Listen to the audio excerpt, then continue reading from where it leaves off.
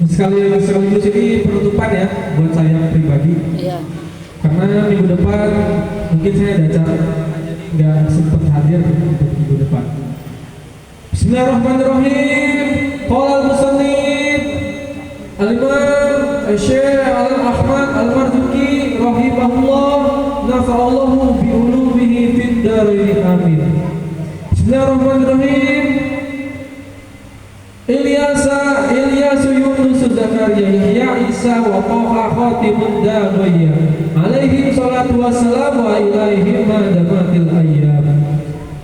Yang selanjutnya adalah Nabi Yahya.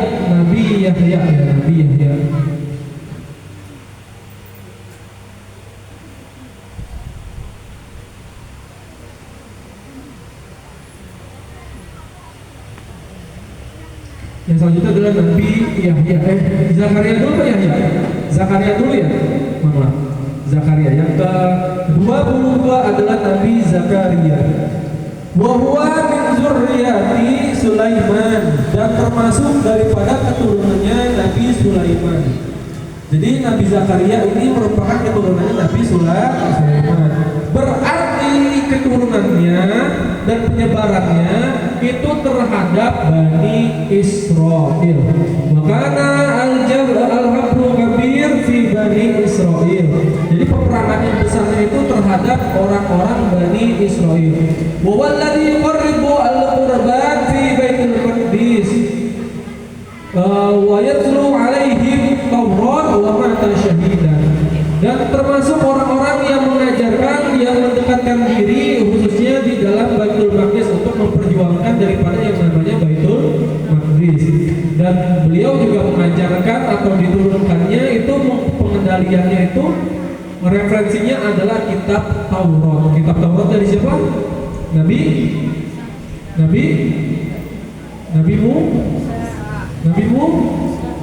Daud. Ya, jadi itu adalah pengajarannya dari Nabi Zakaria.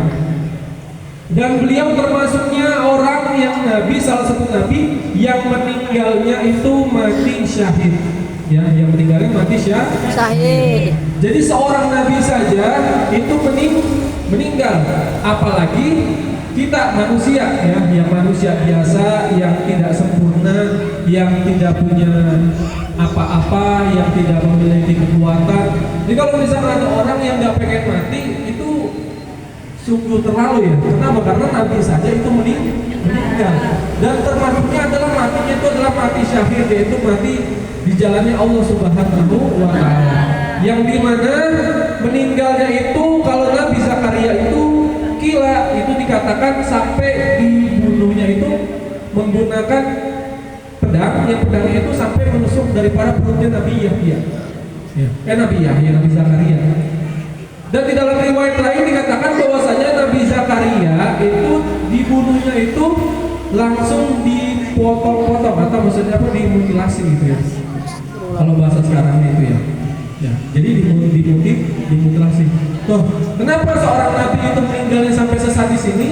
Ya, itu menandakan bahwasanya nabi itu tidak memiliki kekuatan apa-apa, tidak memiliki upaya apa-apa kecuali atas kehendaknya Allah Subhanahu wa Ta'ala.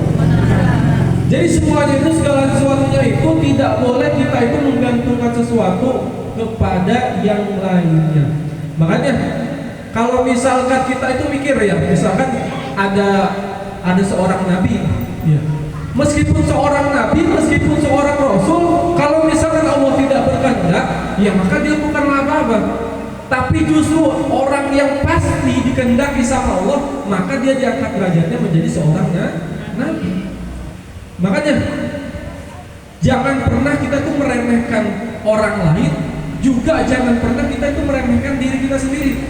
Ya, yang namanya manusia memiliki kompeten, memiliki yang namanya potensi lebih baik dibandingkan malaikat dan lebih buruk daripada yang namanya iblis, yang namanya setan. Kalau malaikat wajar mereka beriman, kenapa? Mereka musyahadatun bil qasdi, mereka tuh menyaksikan Allah secara langsung. Ya, bagaimana seseorang itu, bagaimana mungkin makhluk itu tidak akan beriman kalau menyaksikan Tuhannya secara langsung? Tetapi kita sebagai manusia itu tidak tahu yang namanya misalkan malaikat seperti apa, barang-barang yang seperti buah itu seperti apa, surga itu bagaimana, neraka itu bagaimana, apakah Nabi benar-benar ada. Tetapi sungguh yang namanya mukjizat yang nanti mungkin itu di akhir aja kali ya. Jadi mukjizat yang Nabi Muhammad SAW itu adalah mukjizat berupa Al-Quran. Sekarang gini, membelah lautan itu hebat apa enggak? Hebat.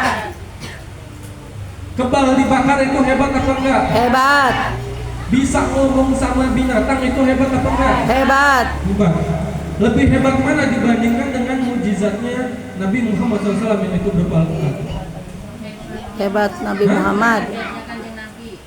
Lu hebat kan bisa membelah laut dibelah. Al-Quran apa bisa dibeli kan? Misalkan zaman sekarang itu kan Al-Quran tinggal ke toko buku. Al-Quran di rumah itu pada berdebu apa enggak? Debu. Debu apa enggak? Hah? Dibaca? Apanya dibaca? Sambungnya? Al-Quran. Ya itu kan maksudnya hebat mana Al-Quran dengan membelah laut? Ada yang tahu? Hah? Hebat Al-Quran, bagaimana hebatnya Al-Quran? Coba sekarang tahu.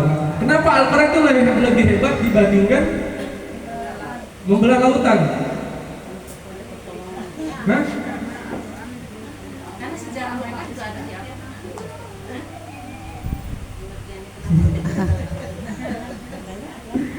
Jadi nanti kita bahas. Terus selanjutnya adalah Nabi Yahya bin Zakaria. Jadi Yahya bin Zakaria berarti kalau bin Zakaria berarti abahnya adalah Nabi Zakaria. Wakila innahu wulida qabla al-masihu bisalah sisinin. Yaitu lahirnya itu sebelum daripada al-masih. Al-masih itu siapa? Isa. Nabi Isa. Sebelum 3 tahun. Wa mata syahidan. Ini juga sama ya. Jadi bapak sama anak itu matinya juga sama. Matinya sama-sama peperangan. Matinya itu sangat sadis gitu ya. Matinya itu sama-sama kurang, kalau misalkan menurut kita pandangan kita secara dohir itu kurang layak gitu ya. Padahal sebenarnya mati terbaik itu adalah mati apa? Mati syahid, mati dibunuh.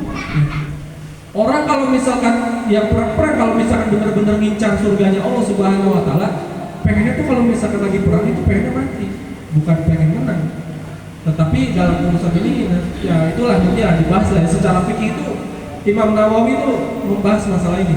Kalau misalkan orang berperang melawan orang kafir, tapi dia bukan nyari menang, niatnya pengen mati, maka itu tidak termasuk yang namanya mati syahid. Jadi yang namanya mati syahid itu syarat-syaratnya kalau menurut Imam Nawawi bener-bener harus mati, bener-bener niatnya pengen menang tapi nggak kesampaian akhirnya meninggal, maka itu. Soalnya kalau misalkan orang yang mati syahid itu niat misalkan ikut peperangan niatnya untuk mati syahid, bener-bener niatnya untuk mati syahid, maka itu bakal mengurangi kekuatan perang, kekuatan yang namanya tempurnya daripada Islam, dan itu merugikan dan itu tidak dihitung sebagai orang yang mati syahid. Wallahu a'lam. Terus yang ke-24 yaitu adalah Nabi Isa bin Maryam. Wa huwa Abdullah wa rasulihi. Dan dia adalah hambanya Allah dan juga termasuk rasulnya Allah. Kenapa ada kalimat Abdullah wa rasulihi? Karena di beberapa tempat, di beberapa keyakinan Nabi Isa alaihissalam dianggap sebagai Tuhan. Wa kalimatuhu allati alqaha ila Maryam wa ruhun minhu. Dan kalimatnya atau penjabarannya itu memang telah diturunkan, telah dipertemukan secara ruhnya, itu ditiupkan ke dalam batnu apa perutnya daripada Sayyidah Maryam, ya Maryam. Waruhun minhu, dan ruhnya itu ada di dalamnya. Wa ahara anbiya Allah wa rasulihi min bani Israel. Dan ini termasuk nabinya Allah dan rasulnya Allah daripada yang namanya Bani Israel. Walqabuhu al-Masih, dan lakopnya itu adalah julukannya itu adalah al-Masih. Al-Masih itu apa? Al-Masih itu apa? Hah? Al-Masih itu adalah dari kalimat masah, ya, masah. Yang artinya adalah penyentuh. Cuma kalimat masihnya ini itu maknanya adalah yang menolong, ya, yang menolong. Jadi kalau misal jadi saking baiknya Nabi Isa alaihissalam itu diberi julukan yang namanya Al-Masih. sebagai keturunan Allah, atau julukannya adalah sebagai penyelamat lah bahasanya ya. Bukan penyelamat, siapa namanya penolong gitu. Karena pada saat itu kan memang orang-orang butuh yang namanya pertolongan. Jadi pernah ada suatu kisah di mana Nabi Isa dan Nabi Zakaria itu pernah, Zakaria atau Yahya ya saya lupa. Kalau misalnya Nabi Zakaria, Nabi Yahya kalau nggak salah, Nabi Yahya ya, Nabi Yahya itu pernah dipertemukan di mana Nabi Isa alaihissalam itu bertanya kepada Nabi Yahya. Nabi Yahya juga bertanya kepada Nabi Isa. Nabi Isa bertanya kepada Nabi Yahya, pengen tahu tempat yang dimana atau tempat apa kampung yang dimana kampung itu penuh dengan orang yang maksiat, ya, penuh dengan orang yang maksiat. Itu pertanyaannya Nabi Isa kepada Nabi Yahya. Sedangkan Nabi Yahya bertanya kepada Nabi Isa, di mana suatu kampung yang kampungnya itu nggak ada orang yang maksiatnya. Nah, jadi pertanyaannya itu kebalik. Ya, kalau Nabi Isa itu nanya ke Nabi Yahya minta tempat yang banyak maksiatnya, orang yang banyak maksiatnya, tetapi kalau Nabi Yahya nanya ke Nabi Isa itu nanya tempat yang nggak ada maksiatnya. Ketika ditanya, wahai Yahya, kenapa engkau pengen pergi ke tempat yang tidak ada orang maksiatnya? Karena kata Nabi Yahya alaihissalam, karena saya itu pusing hidup di dunia ini. Banyak sekali orang-orang yang dolim kepada orang lainnya. Banyak sekali orang-orang yang tidak menyembah Allah Subhanahu wa Ta'ala. Banyak sekali orang yang secara terang-terangan melakukan kemaksiatan, yang dimana orang-orang tersebut tidak punya malu, tidak punya harga diri, dan melakukannya secara terang-terangan. Jadi gini ya ibu-ibu, setiap dosa yang kita lakukan itu bisa punya potensi akan diampuni oleh Allah Subhanahu wa Ta'ala, kecuali adalah kesyirikan pertama kan. Dan ada lain pengecualiannya, yaitu adalah orang yang menceritakan kemaksiatannya. Ya, misalnya saya maksiat mencuri, itu saya cerita-cerita, wah saya nyuri dan saya bangga akan hal itu. Itu tuh potensi untuk dihapuskannya atau diampuninya itu sangat kecil sekali. Ya, jadi jangan sekali-kali kita tuh menceritakan kemaksiatan kita kepada orang lain. Nah seperti itu. Lalu Nabi Yahya balik nanya, wahai Isa, kenapa engkau pengen mencari tempat yang banyak maksiatnya? Bukannya orang banyak maksiat itu nggak bagus, nggak enak, malah bikin susah diri sendiri. Kata Nabi Isa alaihissalam bahwasanya yang namanya Rasul, yang namanya utusan Allah Subhanahu wa Ta'ala itu sama seperti yang namanya tabib. Apa itu tabib? Tabib itu adalah dokter ya. Dimana yang namanya dokter itu pasti menanggulangi, menolong orang-orang yang sedang sakit. Nah, sedangkan saya sebagai seorang utusan Allah Subhanahu wa Ta'ala adalah tabibul batni, yaitu adalah dokter secara khusus, dokter secara kebatinan. Apa maksudnya? Maksudnya adalah menjadi dokter, menjadi penolong bagi orang-orang yang jauh dari Allah Subhanahu wa Ta'ala. Kalau kita sakit badannya, kita pergi ke dokter umum, ya kan? Kalau kita sakit kepalanya, kita pergi ke dokter umum. Terus sakit tangannya apa segala macam ke dokter umum. Kalau yang sakit hatinya pergi ke mana? Ke dokter hati. Ya. Dokter hati itu siapa? Para alim ulama, para asatid, para kiai, para habaib segala macamnya. Itu adalah para dokter hati. Begitu pula dengan Nabi Isa alaihissalam ketika mengikrarkan dirinya, ketika menyatakan dirinya sebagai dokter, yang mana beliau adalah menolong orang-orang yang jauh dari Allah Subhanahu wa Ta'ala. Wasmuhu bil Arabiyah Yashu, nama Ibroiyah itu adalah Yashu al-Mukhallis, atau yang disebut namanya adalah al-Mukhallis. Wakunya dan julukannya lagi yaitu adalah Ibnu Maryam atau anaknya Maryam. Wa minal hikam al-ilmiyah al-jalaliyah anna khalaqallahu Adam min ghairi abin wa ummin. Dan karena hikmahnya, karena kemampuannya, karena kersaknya, karena kehendak Allah Subhanahu wa taala, Nabi Isa alaihissalam adalah nabi yang lahir tanpa adanya ayah dan ibu. Ya. Berarti Nabi Isa itu yang pertama kali nggak punya ayah dan punya ibu. Apa? Yang pertama kali apa, yang berapa kali? Nabi Isa itu yang berapa kali? Hah? Yang kedua. Yang kedua. Karena yang pertama adalah Nabi Adam alaihi salam. Wa khalaqa Isa min ghairi abin, dan menciptakan Isa atau Isa itu lahir tanpa adanya namanya seorang ayah.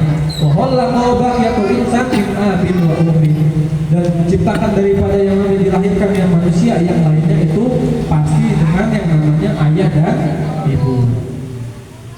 Lanjut yang ke-25 yang terakhir, yaitu adalah Nabi Muhammadin Sallallahu alaihi wasallam.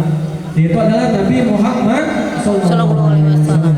Wa khatimul anbiya, yaitu adalah penutup daripada para Nabi. Wal mursalin, yaitu daripada rasul. Wa sayyidul awwalin, dan pemimpin yang terawal yang paling pertama. Wal akhirin, dan pemimpin yang paling akhir. Ansalahullahu kafatan linnasir wa rahmatan lil alamin, dan diturunkan oleh Allah Subhanahu wa taala untuk seluruh manusia. Nabi Adam diturunkan untuk kaumnya, Nabi Ibrahim untuk kaumnya, Nabi Musa untuk kaumnya, Nabi Isa untuk kaumnya, Nabi Yunus, Nabi siapa lagi? Nabi Nuh, semuanya itu hanya terhadap kaumnya sendiri. Tetapi Nabi Muhammad sallallahu alaihi wasallam lil kafatin nasir, untuk seluruh manusia. Ini di sini semuanya pada manusia bukan? Manusia. Ada yang bukan manusia? Jelema. Berarti Nabi Muhammad SAW diturunkannya untuk warahmatan, dan menjadi rahmat. Dia menjadi Rahmat. Rahmat itu apa? Rahmat itu apa? Rahmat itu apa? Rahmat itu adalah suaminya Bakso mining. Rahmat itu nama orang. menjadi rahmat. Rahmat itu adalah sayangnya, kasihnya Allah kepada kita sebagai yang namanya orang-orang yang ada di bumi, sebagai penghuni daripada bumi. Lil alamin. Lil alamin itu berarti bukan cuma manusia saja, tetapi makhluk yang lainnya, hewan, apalagi tumbuh-tumbuhan, terus bumi, batu, semuanya, segala macamnya, jin, setan, itu semuanya menjadi yang namanya rahmat daripada Allah Subhanahu wa taala melalui Nabi Muhammad sallallahu alaihi wasallam.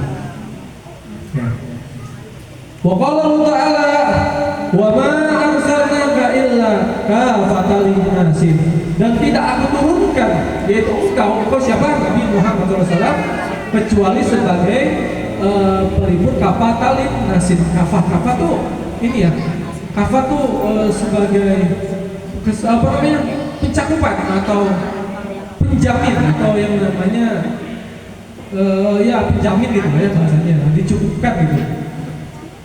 Wa qala ta'ala wa ma arsalnaka illa rahmatan lil alamin.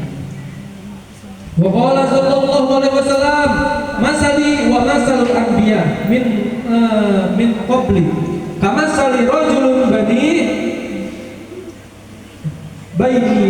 bayyana fa ahsanahu wa ajmaluhu illa mawdi'a labanahu